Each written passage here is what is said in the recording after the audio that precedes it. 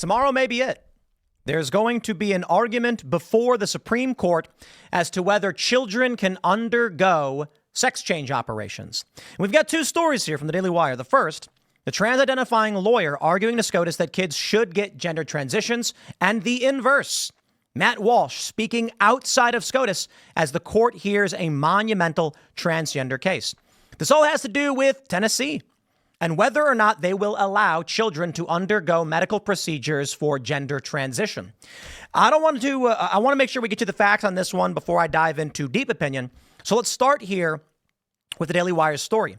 They say the far-left group behind a massive Supreme Court case on child gender transitions is sending a trans lawyer to D.C. this week to defend transitioning children. Chase Strangio is a woman who identifies as a transgender man and the co-director of the ACLU LGBT and HIV project. She's undergone trans medical treatments herself, which she has documented on her social media, and argues that children should also be able to access so-called gender-affirming care. Quote, every aspect of gender-affirming care that has transformed my life, Strangio told CNN, I'm keenly aware that I want to preserve the ability for other people to access that care. For me, it's not about genderless society. It is about challenging our assumptions about a fixed binary gender and exposing instead what gendered systems do to organize and reinforce power. I think we all have a role to play in being more critical about the operation of gender, not to make everything genderless, but to make gender a site of play, reconstruction, and reimagination. So I want to make a few points, right? Let me read you the basics of what we're going to be seeing tomorrow. They say the Supreme Court will hear oral arguments in United States v. Scrimeti. On December 4th, Strangio will be the one presenting on behalf of the ACLU. The case deals with Tennessee's law banning irreversible gender transition procedures for children, and it promises to be one of the most significant the court has looked at this term. If the court rules for Tennessee, children across the U.S. will be protected from these irreversible procedures.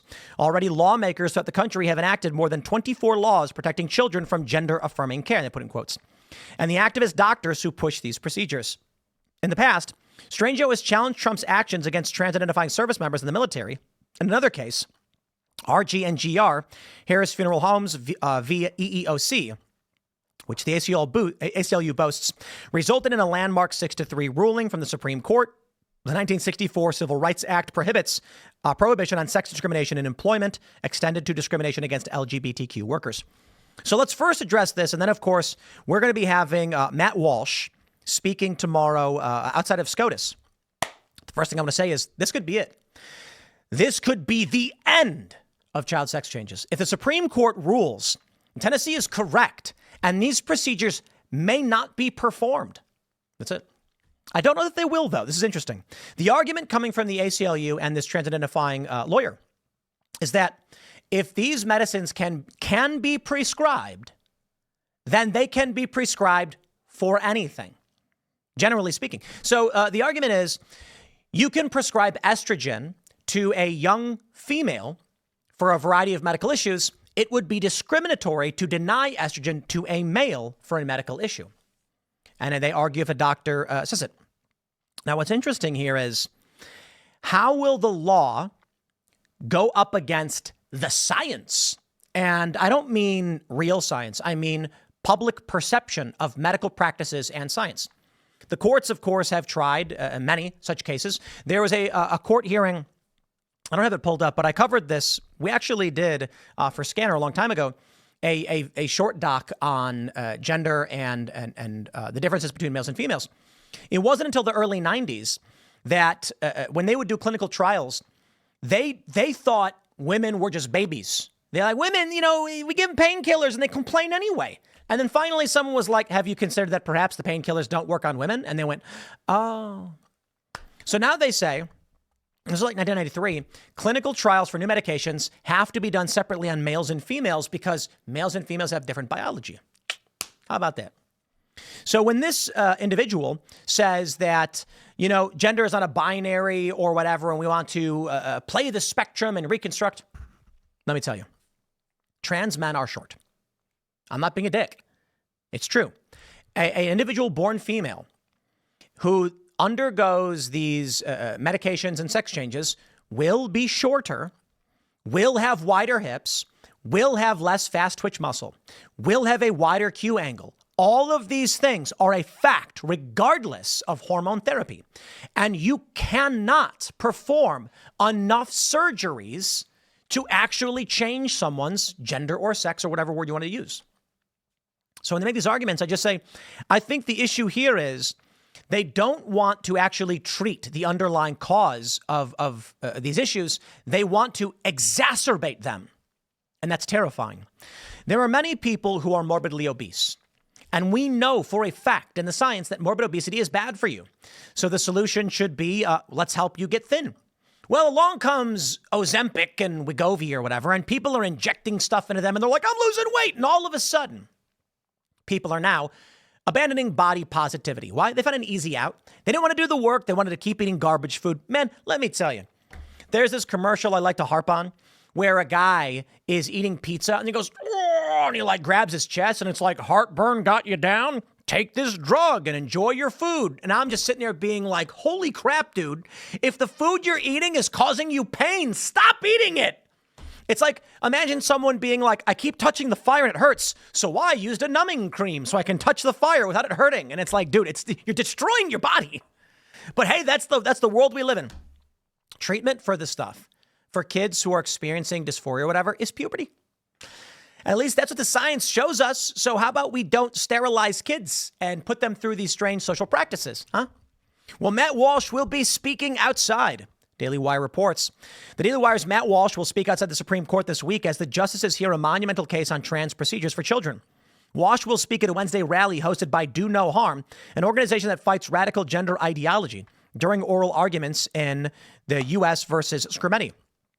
Quote, this is the culmination of our fight against the barbarism of child sex changes, and it could be a Dobbs-style earthquake in terms of protecting children. The Daily Wire host and What is a Woman filmmaker has spent the last several years exposing the gender ideology industry, particularly through an investigation into Vanderbilt University Medical Center's gender transition procedures for children. Walsh will be joined by over a dozen organizations standing against these trans procedures for children, as well as doctors, detransitioners like Chloe Cole, activists and allies. Following the oral arguments, Alliance Defending Freedom and Do No Harm will host a press conference with the Tennessee lawmakers who brought forward the much-discussed Senate Bill 1, which went into effect on July 1st, 2023. What gender ideology lacks in logic, science, and morality, it makes up for in left-wing money, violent activism, educational indoctrination, and legacy media support, Walsh said Monday. But we won't stop working to protect children from this barbaric ideology. Once the Biden admin and trans activists are exposed to the Supreme Court, the next step is a nationwide ban on child sex changes. This isn't just good politics. It's morally necessary, and it's time Republicans enacted it. I have a challenge. Make this bigger to the Republicans, conservatives, former liberals, disaffected liberals, post-liberals, whatever, libertarians. This should be the cause. Make Democrats stand firm on child sex changes. Make them do it. Because I tell you this, regular people are going to say, no, thank you, not interested. So play the game. I say this dispassionately, okay? It's important. When you look at the data, you see that the overwhelming majority of children who experience dysphoria desist. That doesn't mean detransition. Desist means at a certain point, they stop experiencing dysphoria. They align with their biological sex rather simply. And it could be upward of 95% of kids. Suicidality among trans people is very high. It's tragic. So we don't want more kids undergoing this if you have two kids. And there is let's just say 60% chance they desist. Okay, then let's try. If you transition them and then you increase the suicidality upwards of 30 to 40%, you are causing harm. And that's the simple scientific reason I say, yeah, there's logic behind why we don't do this. Not to mention, when you take a look at the detransitioners, you take a look at what's happened to a lot of these people, there's great possibility these children are being harmed, outright regretting it. Now, I think it's fair to say they're all being harmed. If something is wrong in their mind and they're experiencing dysphoria or depression, we must treat it. We are not a society that says if you are suffering from a DSM-5 categorized mental disorder, we exacerbate the issue. I often like to bring up body dysmorphic disorder or dissociative disorder where people want to remove their hands. We don't tolerate people wanting to remove healthy body parts. We say this must be treated. We don't tolerate pica. That's a disorder where people eat foreign objects. We don't give them more of it. If someone says, I just need to eat hair, and this is a reality, people have this disorder, we don't say, well, we're going to affirm this, but why then on the gender issue?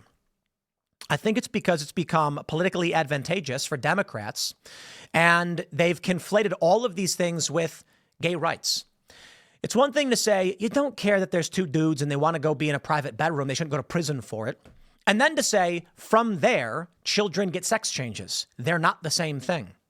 But because Democrats have long tried to argue for always being the party of the marginalized voice, they've begun to defend people who want to give adult graphic material to children. There's a line. And I'm looking forward to seeing what happens tomorrow.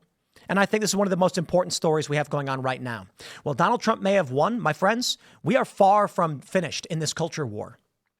We'll see what happens. Shout out to Matt Walsh. Big fan. Smash the like button. Share the show with everyone you know. Become a member over at timcast.com. Stick around. Timcast IRL coming up at 8 p.m. and we'll see you all then.